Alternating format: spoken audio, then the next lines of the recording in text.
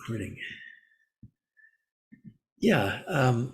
So some suttas and then some pictures of brain circuitry, um, and just to be clear, although I'll show pictures of neurons and brains and such, I don't mean to imply that the sort of conventional materialistic metaphysical worldview of many scientists, I don't mean to endorse that or to take a position on it.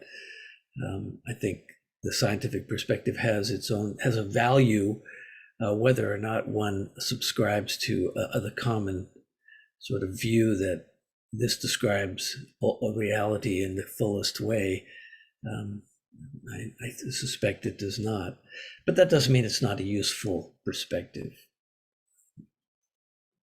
So with that caveat, I'm going to share my screen, and let me know if there's something wrong with how this shows up on the screen. If I don't hear complaints, I'm going to assume that it's showing up properly.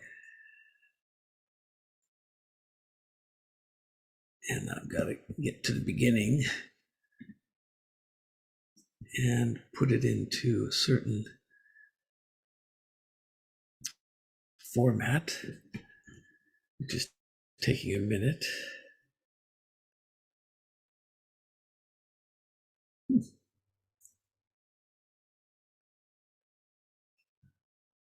That didn't. There we go. All right. So is this displaying correctly? Okay, thank you. So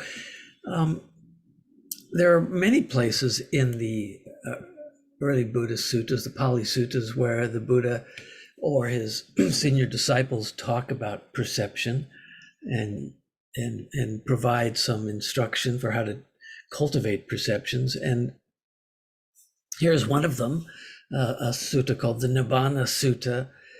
And in this sutta, two of the senior disciples are talking, and Ananda asks Sariputta, who has a reputation of being very wise, he asks Sariputta, why some people become fully free in the present life? And Sariputta replies, it's because some sentient beings truly understand which perceptions make things worse, which keep things steady, which lead to distinction, and which lead to penetration. So he's pointing out that we make perceptions.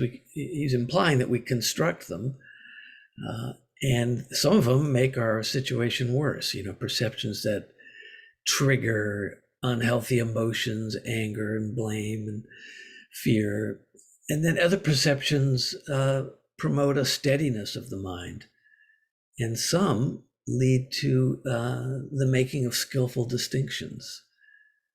And some perceptions support penetrating insights. So these are important guideposts to the value of the kinds of perceptions we construct. Another sutta, the Vipallasa Sutta, this is Thanissaro Bhikkhu's translation, emphasizes perceptions that make things worse. Perceiving constancy in the inconstant, that is, not noticing that things come and go and nothing's permanent, things are constantly changing. Perceiving pleasure in the stressful, self in what's not self, attractiveness in the unattractive. Perceiving these things, beings destroyed by wrong view go mad out of their minds. Some strong words in the English translation by Tan Jeff, but you get the idea, pointing out some perceptions that make things worse for us. Other perceptions described in the suttas are framed as being very helpful. This is from the Sanjiti Sutta, which is a long sutta that includes the Buddha giving a long Dharma talk, and then the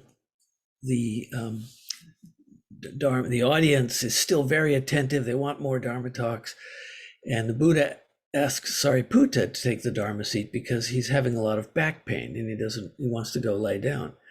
This is all described in the sutta. So Sariputta takes over and he gives this long Dharma talk. But one of the things he says is that 5 perceptions mature in liberation, freeing the mind.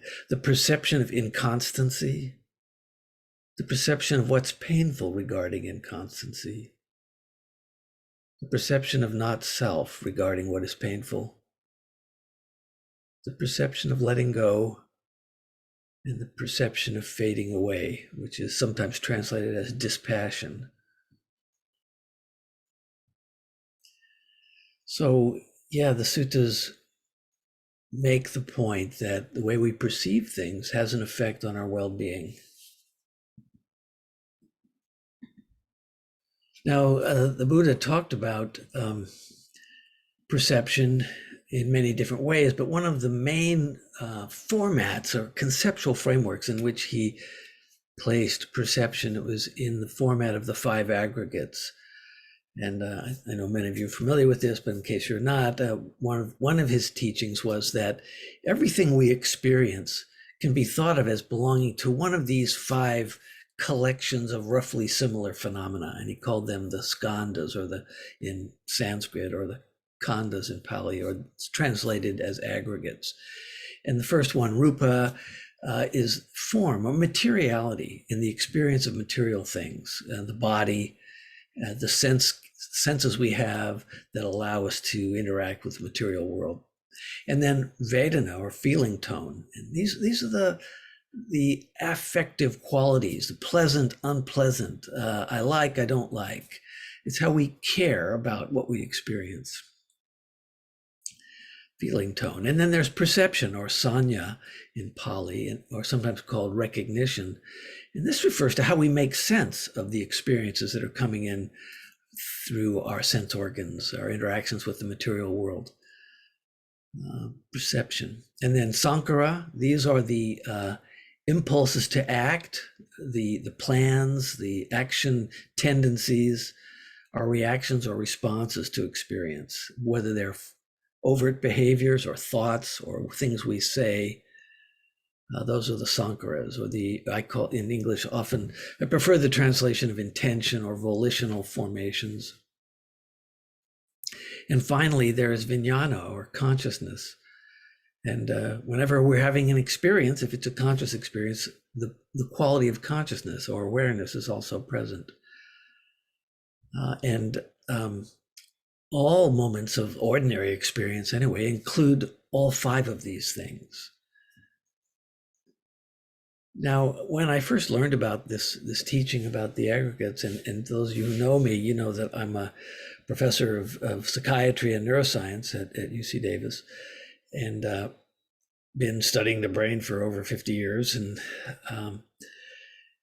this struck me as like the table of contents of a neuroscience textbook, because these are basically the 5 categories of things that modern scientists recognize. And this is how most textbooks are organized. You know, the senses, the emotional responses, the perceptual apparatus, the behavioral, what the things that give rise to overt behaviors, thoughts and speech, and then consciousness. It pretty much covers the territory. And you know, it is I was struck by how 2,600 years ago the Buddha sort of intuited these essential categories for human experience, and probably the experience of all creatures like us on Earth.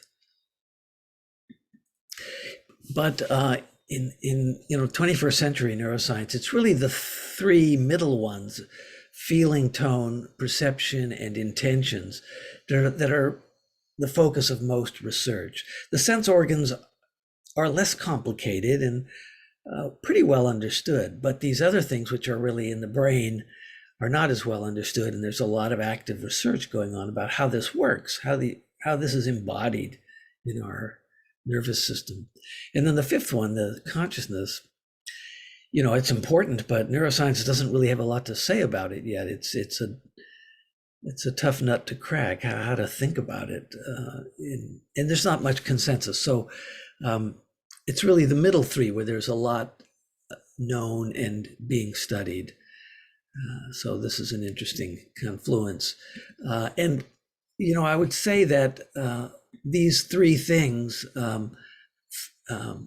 feeling, caring one way or the other about things, Vedana, making sense of them through perceptions, and responding through sankhara or volitional actions. All animals do this. And really that's what brains are for, is to enable adaptive behavior. And any animal that any creature, any living thing that exhibits coordinated movement has a nervous system. Some of them are just nerve nets like jellyfish, but most of them that are a little more evolved have brains. But even in the case of jellyfish, they use the same neurotransmitters that our brains use. Things like dopamine and serotonin and glutamate and GABA, epinephrine or norepinephrine, acetylcholine. They even have melatonin. Things haven't changed much since the first animals showed up in the evolutionary time frame.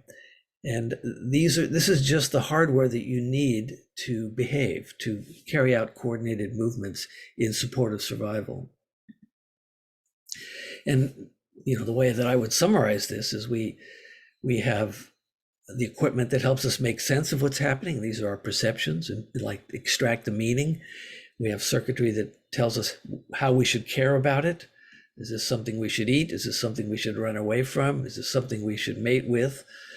And that we care different ways when we make those perceptions. And then we have circuitry that tells us what actions we ought to carry out now, and how to do it, how to carry out those actions. So, when I think about the brain, and when I think about the Buddha's teachings on the aggregates, I really focus on these three, because even though you can distinguish them, this perceiving, evaluating, and intending, Sanya, Vedana, and Sankhara, they're always happening together. And they're always they're always grist for the mill of our practice. They're the stuff of our practice. And in fact, if you look at the brain, you can see that these general distinctions are embodied anatomically. And at the largest scales of the macro scale, the front part of the brain, shaded in blue, the frontal lobe, is mostly involved in planning, generating intentions, and carrying out behaviors, or talking, or generating thought. Overt behaviors, speech, and thought are planned and carried out almost entirely in this part of the brain, or with the greatest, I should say, with the greatest sophistication. This is the part that's specialized for the sophisticated expressions of intentionality, or sankharas. And then the back part, the posterior lobes of the brain, are mostly specialized for perception. This is where the most sophisticated perceptual processing occurs. So there's an anatomical segregation that corresponds very well to the Buddha's categorization. And then if you slice the brain down the middle, you see a bunch of clusters of neural circuits that are specialized for feeling tone, for how we care, what we care about, whether we react with indifference or interest or disgust, or all the various basic feelings that give rise in a more holistic brain sense, give rise to complicated emotional perceptions and behaviors. But the feeling itself is generated mostly, in fact, pretty close to entirely, by regions of the brain that are in the midline of the brain. Now, there's some exceptions to this front and back thing. There are areas of the frontal lobe that are involved in perception, maybe 10%, and areas of the posterior that are involved in motor behavior, but modest. And the real sophistication is generally segregated. So, when I heard this teaching, I thought, wow, the Buddha just sort of watched his brain work and noticed these fundamental distinctions. I showed you that on a macroscopic level. I'm going to show you some microscopic stuff, and please don't think I'm going to show very many. This is the only one like this I'm going to show, but this is a slice through the cerebral cortex of a human, although all mammals have a similar 6-layered structure. The layers you can sort of see as striping And there are different kinds of cells in these 6 layers, and they're numbered here 1 through 6. But in all mammalian cerebral cortices, layer 4 is specialized for perception. That's where information about the world comes into the cortex, into layer 4. And there's a lot of processing, and from layer 5 is where all behaviors emanate. This is the only part that has connections to our muscles and glands and can make us act or speak. And then all 6 layers have input from those midline regions that I mentioned before that generate feeling tone. And I should have mentioned that most of those midline regions are in the most primitive parts of the brain, the brainstem, not the cerebral cortex. They're in the parts of the brain that is pretty similar in a fish or a lizard or a bird or a human. They haven't changed that much. They're the basic keep you alive circuits. And the cerebral cortex is very different in all those creatures, and particularly unusual in humans. Anyway, but every layer of that human cerebral cortex gets this Vedana, this feeling tone input. Now these top 3 layers, 1, 2, and 3, they don't really fit into this system. They're mainly how different parts of the cortex talk to each other. But perceiving, acting, and caring or feeling are well mapped into these different layers or combinations of layers. So this is a useful insight at both the highest level of anatomic organization of the brain and the most microscopic level. There are really no parts of the brain that don't have at least these 3 things going on: some perception, some motor output, and some caring. But what I want to talk about tonight is the perception part. From a neuroscience perspective, our perceptions have been shaped by evolution. We see things in a way that's kind of specific to our species, and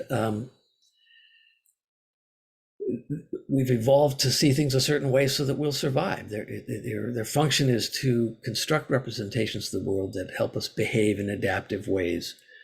And really what we perceive are kind of the meaning of our interactions with the world. And it's the meaning that guides our behavior that hopefully will be adaptive. At least that's what evolution has prepared us for. And one of the principles of this is that the usefulness or the utility of our perceptions is more important than their accuracy. Evolution hasn't cared so much about accuracy as that the animal will do something adaptive based on this perception. Let me show you what I mean about adaptive or not, or accurate versus adaptive. Maybe you've seen this illusion before, but I'm going to show it to you again. Against the dark background, these 2 tiles look identical in brightness and color. But if you change the context and thus change the meaning of these 2 tiles, they look completely different.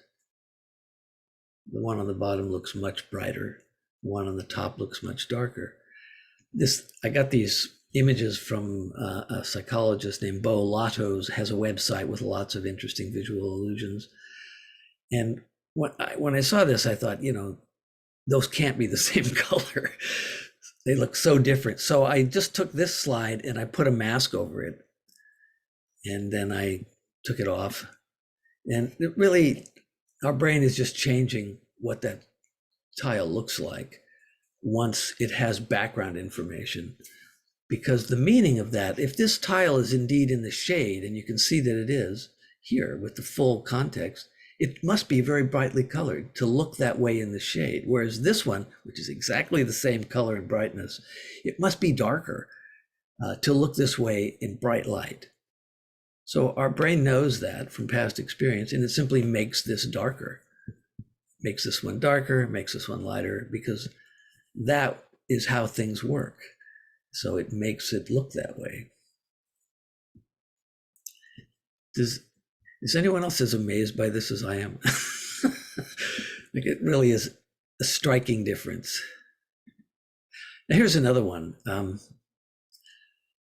The question is, do these 2 tables have different dimensions, or do they have the same length and width? They're just rotated 90 degrees. And this is an illusion. So I wouldn't be asking you this if they weren't exactly the same length and width, simply rotated 90 degrees. They really don't look that way. They really look like this one's square and that one's a long rectangle. So I didn't believe this either. So I measured it. I made a line that was 2.3 inches. It was the length of the green table, but it turns out to be the width of the red table. Same with this green line. That's the length of the red table is the width of the green table. It just doesn't look that way. These two tables are the same shape. The tabletops have the same length and width. Now, what the psychologist has done is he's tinkered with the angles in the corners and the way the legs look to give an illusion of depth. So it looks like this one is stretching farther out and this one isn't. But in fact, the measurements are the same length and width. So we just reshape them in our mind to make them fit with what we've learned in the past.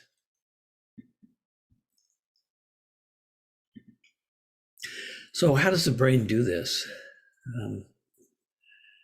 I'm going to show you some pictures of some circuits, but I'm going to use a sort of cartoon version of neurons. So this is what a cartoon version of a neuron. It has a cell body at one end with dendrites where it receives information, and then it has a long axon, carries it to its destination where it provides information to the next neuron. I'm going to just shorten that to a little oval with an arrow coming out of it. So that stands for a neuron with its input end and its output end. And then if we take vision as an example of a sense organ that leads to perceptions, we know that there are neurons that bring input from the retina that has the light sensing cells in it. And the first stop inside the skull is what's called the visual nucleus of the thalamus. And then there's a neuron that comes from that nucleus up to the primary visual cortex in the cerebral cortex. A little bit of processing here, and then from here, lots of more sophisticated processing begins to occur in the cortex. We also have known for a long time that we have information descending from the visual cortex to the thalamus that conveys our prior knowledge, the things that can give rise to these illusions, what we expect, what we should be seeing, what we're looking for. If we're trying to pay attention to a needle in a haystack, we're just going to look for things that look like needles. And that information comes down from the top, from the cerebral cortex. But the striking thing that became clear in the last 15 or 20 years is that there are at least 10 times as many neurons bringing information down from the cortex, telling the lower processing centers what to expect, what we think should be happening, what we're prioritizing, what our prior experience leads us to expect. 10 times as many with internal information as those with external information, actually from our retina, telling us what's happening in the world. This is true not just for vision, not just for this particular visual circuit, the relationship between the primary visual cortex and the thalamus, but all the visual circuits, because as visual information is processed higher in the brain, there are very specialized areas for recognizing faces or tools or foods or animals. We have different parts of the cortex that are particularly good at all those perceptions, but they all have this same relationship with the lower visual centers, where they're telling the lower centers what to look for and what to send along up. It's a filter. So that's how we see this as bright and that as dark, is because there's just a lot more neural circuitry telling us what to expect than there is neural circuitry telling us what's out there.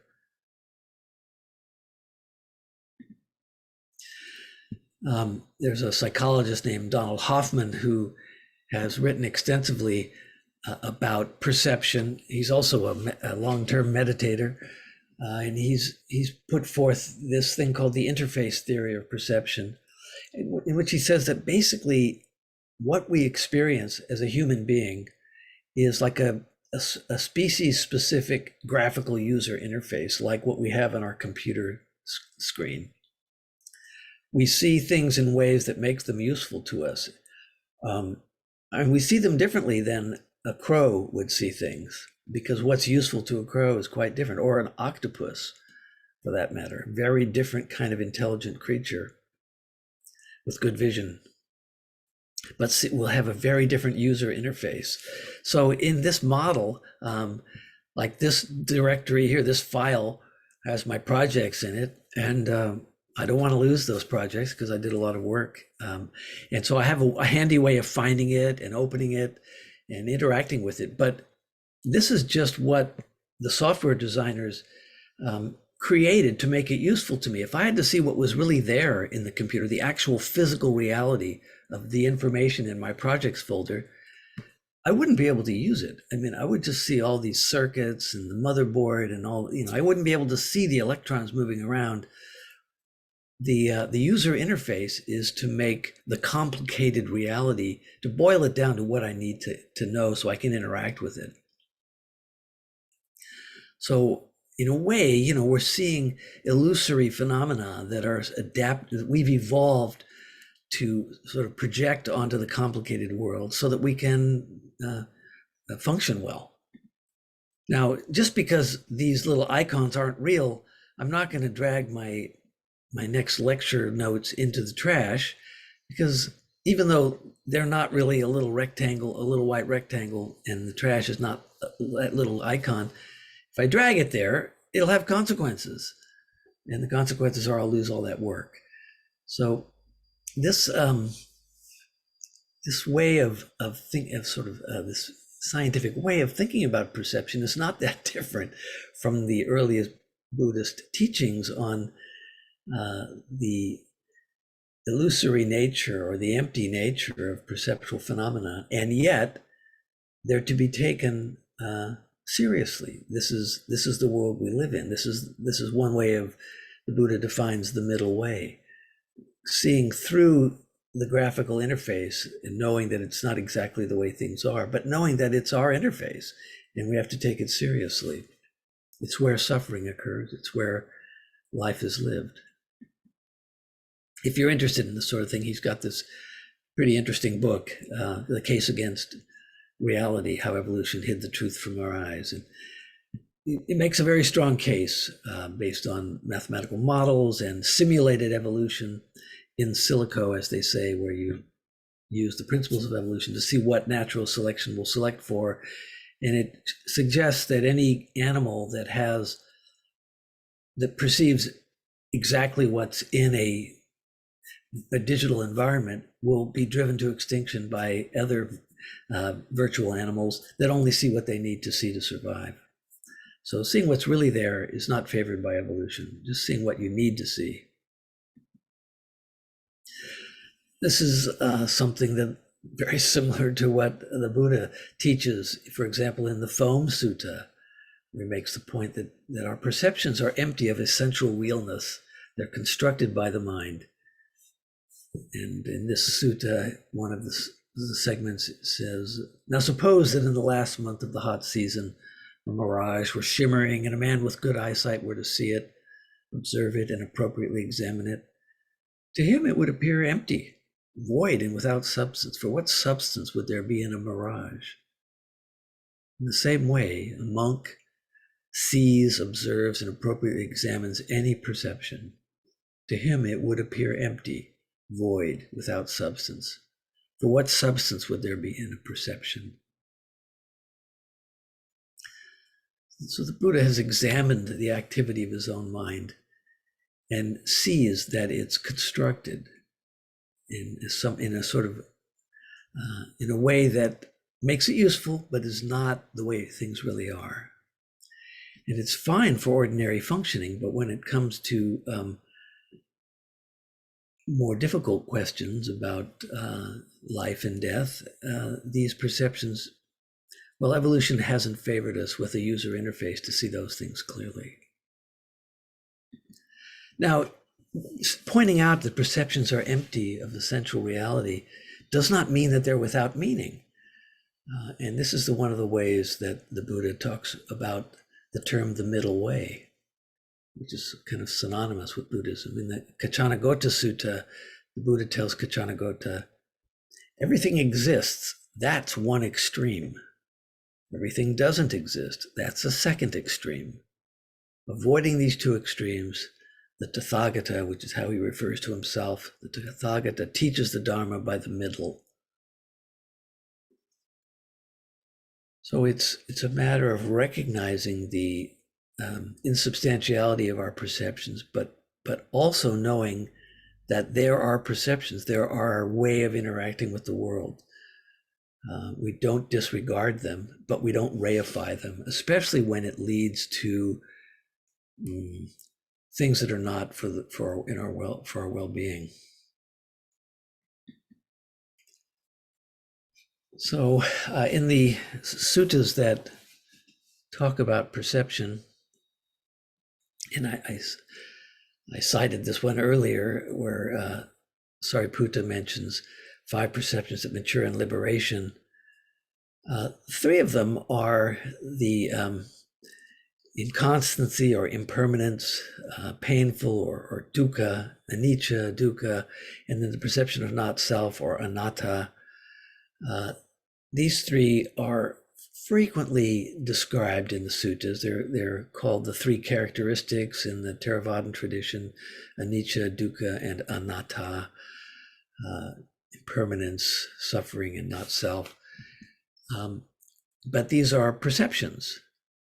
The Vipallasa Sutta that I mentioned earlier also highlights these 3 things: perceiving constancy in the inconstant, pleasure in the stressful, self in what's not self. It also mentions attractiveness in the unattractive.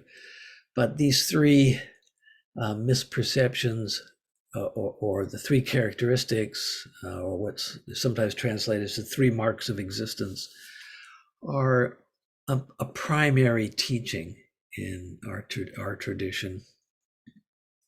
But, I had the pleasure of reading an essay that Gil Fronsdal wrote about the 3 characteristics recently. And he says, I've taken his exact words here, the Pali words naming the 3 characteristics are anicca, dukkha, and anatta. And each of these is an adjective that describes perceptions one can have in observing the objects of our attention. While the Theravada tradition calls these perceptions characteristics, lakkhana, which emphasize the nature of the object perceived, it's a characteristic of the object, the Buddha called them sanya, which is translated as perception. And Gil makes the point that calling them sanya emphasizes the nature of our experience in the moment, not the quality of an object in the world. The Pali language for what's called the 3 characteristics is the tilakkhana, the 3 characteristics, tilakkhana. But that word doesn't appear anywhere in the early suttas. It's entirely in the commentaries in the later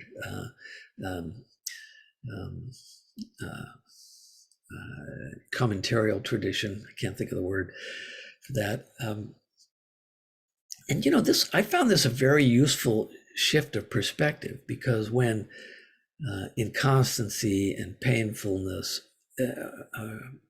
and not self, when these qualities are framed as perceptions, we make our perceptions. Our perceptions are fluid. They change with our experience. The way we make sense of the world, it's an active construction, and it's something that we can cultivate and will change with our experience. And the Buddha is saying, learn to perceive the inconstancy, or learn to perceive the inconstant, or the inconstancy as a quality of our experience, and the painful element of it, and the not self element of it. This is something we can practice with. He's not saying this is the way things are. It's not the quality of an object. It's a feature of perception. This is how I interpreted Gil's teaching, and I found this very helpful. Yeah, so, and just to unpack those a little bit, in case you're not familiar with them, Anicca is inconstancy. It's usually translated as impermanence, but I like Gill's use of inconstant because some things, are like the Earth is going to last for a few more billion years. It's hard to see the impermanence of the Earth, or the sun for that matter. But it's inconstant. It's always changing. It's in motion. The rain falls and some of the Earth washes away. You can see the inconstancy of everything. Its impermanence might be a little harder to really get. The painful quality, the suffering as a noun, I like thinking of it as an adjective, that quality of ongoing experience. And the more I think we persist in meditation practice, the more sensitive we become to the minor little contractions where our mind moves in a direction that's not for the benefit of ourselves or others. And that's painful if you're sensitive enough to notice it. Plus the major pains that are always coming up. And then anatta, not self. I do find that a more useful adjective than the sort of the noun form of no self, which suggests a metaphysical statement, and that I think is not consistent with what the Buddha taught. It was more that anything that you can identify or point to will not actually qualify as being something you're sovereign over, like a self ought to be. Things just go their own ways. We can't do much about them. Anyway, how does practice change how we perceive in these domains? Here's an example of someone who had to learn new perceptions. A patient who's known as MM, he lost his sight when he was 3.5. And then when he was 43, he had a surgical procedure that restored the sight in both of his eyes. There was nothing wrong with his retinas or his brain. He just he didn't have a transparent lens in media in his eye, and they were able to remove the opacity. And light was coming in again. He couldn't make sense of what he saw at first, but he gradually learned how to see. But it was a learning process. He had to cultivate this ability. This particular fellow, during his life as a blind person, he had become an expert skier. And blind people often ski. There's a lot of tactile information is really important to being a good skier. Feeling the snow and the angles and the quality of its friction on your skis. He would ski with a companion who would call out to him if there was a hazard that he needed to know about, that he couldn't feel with his feet on the snow. Anyway, after his surgery, and if he would go skiing, he would just close his eyes because he couldn't process vision fast enough to be a good skier. So he'd go back to skiing blind. And then he was interviewed a couple of years later, 2 years later, and he had started skiing with his eyes open by then. He had learned to make sense, to impose order on the vast amount of information coming into his retinas, but with limitations. If he got on the black diamond slopes, he would close his eyes. It was just too rapid decision making. He couldn't do it visually. He had to do it tactily. He said the difference between now and 2 years ago is that I can better guess at what I'm seeing, but what's the same is I'm still guessing. There are lots of things about his perception that never came to the kind of visual perception that a person normally has. Now, if he had lost his vision, but had it restored as a child, and I think the cutoff is around the age of 8 or so, young enough that his brain was still growing and very plastic, he would have gotten the full complement of this internal information shaping the chaotic cascade of visual information coming into his retinas, and been able to develop useful, meaningful human visual interface, shape the visual world in a way that's useful. But he was older, his brain wasn't quite as flexible, he had a sort of partial internal map was reconstructed, and his vision was useful to him, but not as fluent as our vision would be. For example, most people with normal vision, when they see this thing on the left here, they see a white square superimposed on 4 circles, but patient MM saw 4 Pac-Men. He didn't see the white square because we add that. It's not really there. But that would be the meaningful thing to add, because usually if you see that, that's because there's something occluding four circles, I'm sorry. Same with this, normal vision, we see it kind of three-dimensionally, overlapping colors. He just saw this as one sort of muddy colored square in the middle and two three-quarter squares around it. He didn't add that information, which is coming from his expectations, his prior knowledge, and the ability to form perceptions. He didn't see this cube as three-dimensional, just saw it as a bunch of lines. So we need these internal models to make sense of information, but it takes time to learn them. Children learn them. Rick? Yeah. Excuse me. So it sounds like he lacked depth perception, like the depth of. Is that what I'm understanding with those images? No, because you wouldn't use depth perception to see these illusions. Depth perception is when your two eyes get a slightly different angle on the object. The object has to actually be three-dimensional for depth perception to work. These are two-dimensional images. So he had depth perception. In order to ski most slopes with his eyes open, he had to have depth perception. No, this is a different thing. It's imposing depth on something that's flat. That takes this extra kind of perceptual expertise. Does that make sense? These are not. It's interesting. Yeah. Another type of perceptual learning that occurs when someone who hasn't had like blindness or something is when someone has to learn to see things that are hard to see, like radiologists. They have to develop perceptual expertise that depends on these kind of internal models. There's a lot of people have studied this because it's a little mysterious how radiologists get so good at seeing things that most people can't see. And so on the left is a first-year radiology resident looking at a chest x-ray, and these little red lines and dots they put something on around their eyes that tracks their eye movements. They can tell where the person's looking. So the untrained eye looks many places, trying to figure out what's abnormal about this x-ray. The radiologist spots it like immediately, checks out a few other things, and starts writing his report. So this was actually people looking at an x-ray and then writing a report on it. And this kind of perceptual expertise develops slowly and with lots of experience. Kind of like patient MM, it took him a couple of years to get perceptual expertise, starting from a disadvantaged position.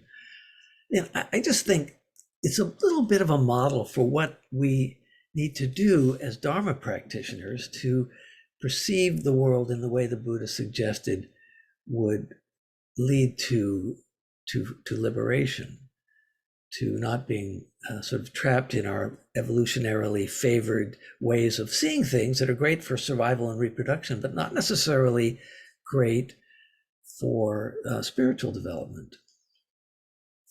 What about just out of the man that had been lost his vision at 3.5? What if he'd never had vision? Yeah. Well, I have to say I don't know, because there are people who would know the answer to that. But my guess is it's a little easier for him because he did learn to see as a child. But I think that I'm going to show you some other slides in a minute that suggest that even if you had never seen, you'd learn to see, because that's what the brain is really good at, especially the brain of a child, is organizing information in a way that's useful. Mm-hmm.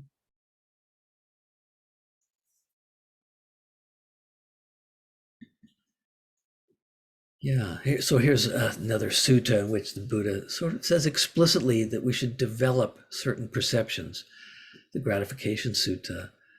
Mendicants or monks, there are these three things. What three? The view that things are gratifying, the view of self, and wrong view. There are these three things. To give up these three things, you should develop 3 things. Which 3? What 3? You should develop the perception of impermanence to give up the view that things are gratifying. You should develop the perception of not self to give up the view of self, and right view to give up wrong view. So he's talking about cultivating perceptions. There's another sutta that says you should develop certain perceptions. For insight into greed, 6 things should be developed: the perception of impermanence, the perception of suffering in impermanence, and the perception of not self in suffering. Then 3 others: the perception of giving up or relinquishment, the perception of fading away or dispassion, and the perception of cessation. For insight into greed, these six things should be developed. So the suttas explicitly say, learn to see things a different way. And there's a guy down at Stanford University, David Eagleman. Maybe some of you have heard of him. He has a show on on PBS about the brain. He's a neuroscientist. He's working with others to develop sensory substitution modalities for people, for example, who can't see, blind people. He gives them, in this example, a camera that is mounted on glasses that they wear, and the camera converts visual scenes into sounds, into a soundscape, and they have headphones that they hear the soundscape. And after a few weeks, they start to see things. They stop hearing the buzzing, and they start to know what's in front. They start to know that's a coffee cup because it has a particular soundscape. They recognize objects, and the hearing part of it kind of disappears out of their awareness. Instead, they experience the meaning of what's in front of them. It's a coffee cup. This was an early method. There are now more effective methods that use cameras that convert the visual scene into a tactile pattern. There's this wearing it on his forehead. Oh, these are all little, what do you call them? Little pins that press on or little cylinders that press on the skin of his forehead with different amounts of pressure. And so this is turned into a tactile pattern. And the same thing happens after a few weeks. People start to experience the objects in front of them, and they stop thinking of it as touch. And this is being used clinically now. The thing that I'm starting to think about maybe buying has to do with age-related hearing loss, and they've developed this little wristband that converts sound into vibrations on your wrist. And most people who lose some of their hearing sensitivity as they get older are losing mostly the high frequencies. They're just a little more vulnerable mechanically, the little hairs in there. And what this does is particularly emphasizes the high frequencies, and you wear it, and at first you feel a buzz on your wrist, and after a while, you're just hearing what people are saying better, especially people with higher pitched voices. So this doesn't work for everybody, and I don't know if this really works, but I think the principle is sound, and it certainly works for some people. This is learning to perceive in a different way because you now have a tool that you didn't have before. I just see the analogy with the Dharma here. The Dharma is a tool. We study it. Our meditation practice gives us a glimpse into the mindscape when the mind isn't so busy, when it's really stripped down to its essentials, and we can learn to perceive things that were hard to perceive. Maybe I'll stop there and see if you guys have some questions or comments.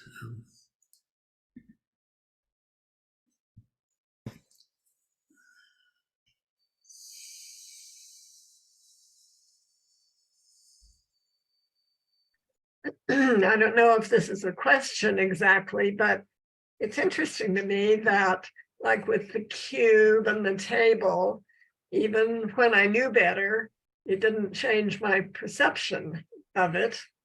And certainly I noticed the same thing emotionally with myself. I can have an emotional reaction.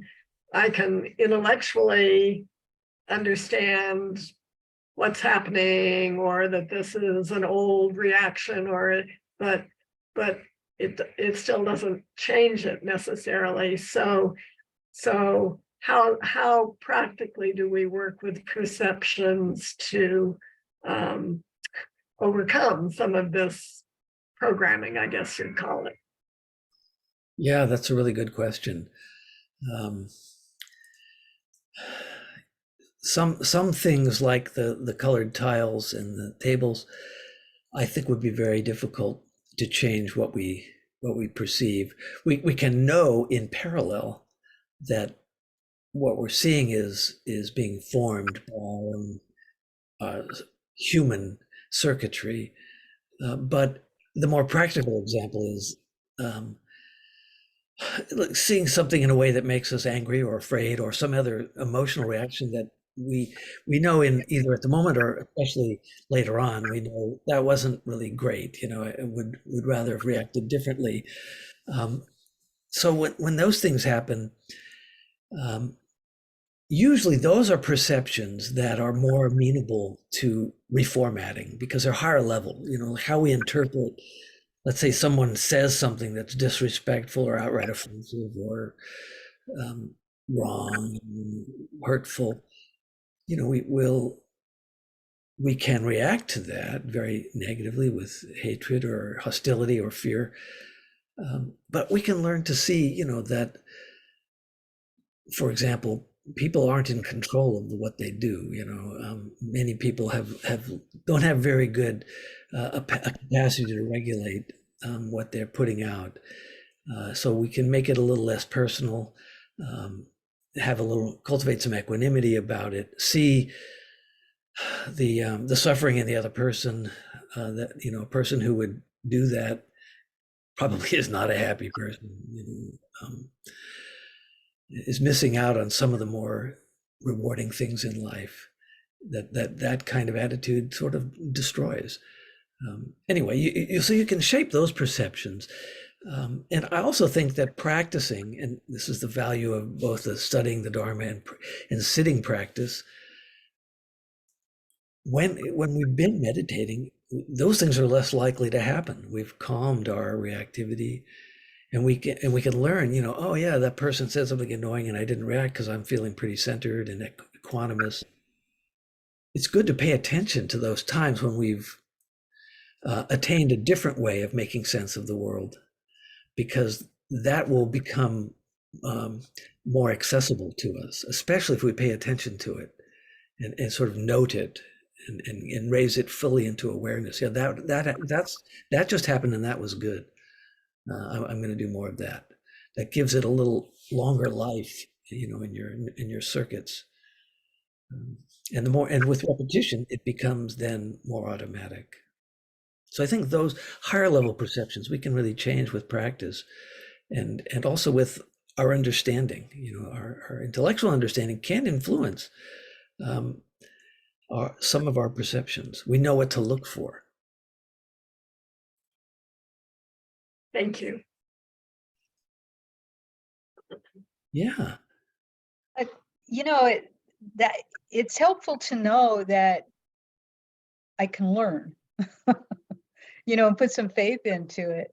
But the awareness has got me to, to look at my reactions and thoughts, and to wait for the next reaction and thought. In a framework that that I can sort out these things that are going on with me. And you're looking, in that Buddhist framework, looking at greed, hatred, and delusion, and what I have some sort of control over and what I don't have control over. And to believe that, that process, the more I practice it, the better I'm going to get at. Yeah. Yeah. I have a question about perception and story. So you perceive something and then you tell a whole story about it. So does that come from the perception, or is that a different function of the brain that's doing the storytelling? Yeah, it's some of both, I would say. And I think that in the Buddhist framework, the story especially a well-worn story, a habitual story is a form of sanya, a form of perception. It's like you see something and you put that old story on it. Whereas if it's a story you're making up on the go because it's something kind of new that you've perceived and then you're actively constructing a story, then that's more of a sankara. That's more of a volitional frontal lobe. All right, I'm going to think about this and come up with an explanation. So stories are of both types. The making of a story for the first time is not a perception. That's a mental volitional act. Whereas retrieving a well-practiced story is kind of a perception. Like you're just putting that frame on this. Oh, this again. Those people did this again. That's a story. You could give that story, but you're not making it up in real time. You made it up a long time. You made it up a while ago, and you just keep referring to it. So in practice, do you want the story? Or do you just want, this is a sound, or this is a It's bare formal awareness? practice. Yeah. Well, I guess it would depend on what kind of formal practice you're doing, because most sittings you're starting with just awareness of the body or the breath or something like that. And in which case you would set aside the story when it pops up, set it aside. Don't buy a ticket to the whole movie, just, okay, we're not doing that right now. But if you're doing maybe a satipatthana type practice where you're visualizing the elements or the corpse related practice, visualize images of death, then you are actively making stories, or at least visual sequences. It depends on the focus of the meditation. You can use stories, and I think in some of the Mahayana traditions, there's a lot of imagery and that has kind of a story element to it, where you picture yourself as a deity, and those are powerful meditation methods as well. But most of what in the Vipassana tradition doesn't involve a lot of story, and the story should be set aside. But yeah. And then the other question I had was on the retreat that you were on and I was on last year, Gil talked about consciousness actually only being perception. Did you hear that? I'm not retrieving a memory of that. That doesn't mean I didn't hear it. So would you consider consciousness a separate thing than perception as a neuroscientist, even though you don't study consciousness? It's not studied? I see it as distinguishable from perception. One can make a distinction between a perceptual process and awareness itself. But, phenomenologically, when we look at perceptions, when we look at our own experience, consciousness is always involved. I mean, it's always going to be involved. Now, we can perceive things subconsciously or without real awareness. Like if you flash a word up on the screen for 16 milliseconds, people can't say what it is. They can't report seeing it. But if you flashed up a word like ice cream, they'll report being hungry. It has affected them emotionally, but not consciously. So the word was translated into English. I mean, the letter string was perceived, and it affects their appetite, but it's not conscious. So there's a slippery relationship between perception and consciousness. But generally, we're conscious of our perceptions, and from a neuroscience perspective, it's not clear what the heck embodies awareness. Okay, thank you. So when you talked about letting go as a perception, so there's the active process that sometimes gets talked about of just let go. And then there's the experience of letting go. So what I hear from that is that maybe part of this perceptual process is letting go of the concept and really putting more attention and awareness on the experiential part. So this is what letting go is like, as opposed to trying to make it happen. Is that right or wrong? That's what I think. That's also what I think, Maeve. Uh-huh. I don't want to suggest that I have some expertise at letting go, No. but I think that that's what makes sense to me. That, and I know some of the really advanced teachers suggest this, that there are moments of letting go cropping up all the time, that you don't have to necessarily be an advanced practitioner to successfully let go or relinquish or not attach. And if you learn to notice that, anything we pay attention to, this is more from neuroscience, if you pay attention to something, that circuit gets stronger. So it's always good to acknowledge the wholesome things that happen by accident, in the course of our day. Yeah, and it seems like if we see it as an experience, and if we experience it as the experience of letting go, we also see it more as a fluid process, not a solid thing. So on the opposite side, if I have a pain and I solidify around pain, but if I perceive the pain as this kind of flow of various sensations and maybe thoughts and feelings, it's a very different experience. Yeah.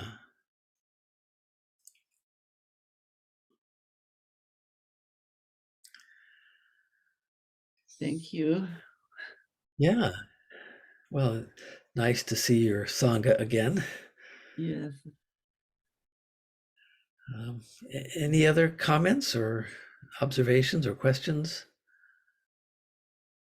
Can we do a metta at the end? Yeah. Well, what do you mean by a metta? Would you like to do it? I can do a dedication of the merit. Yes. Thank you. Okay. Thank you for your talk too. Yes, thank you. Welcome.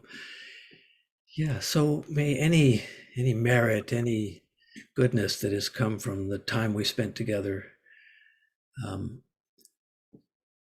be stabilized and come to fruit for the benefit of all beings going forward, lead to further benefit and wholesome acts and merit. May it be for the benefit of all beings.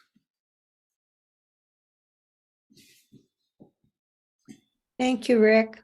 Thank you so much. Thank you, Rick. Thank Yeah. you. Good to Thanks, see you. Rick. Good night, Yes, everyone. Thank you. it's very informative. Thank you. Always a pleasure. Yeah. Yes. Night. Night. Good night.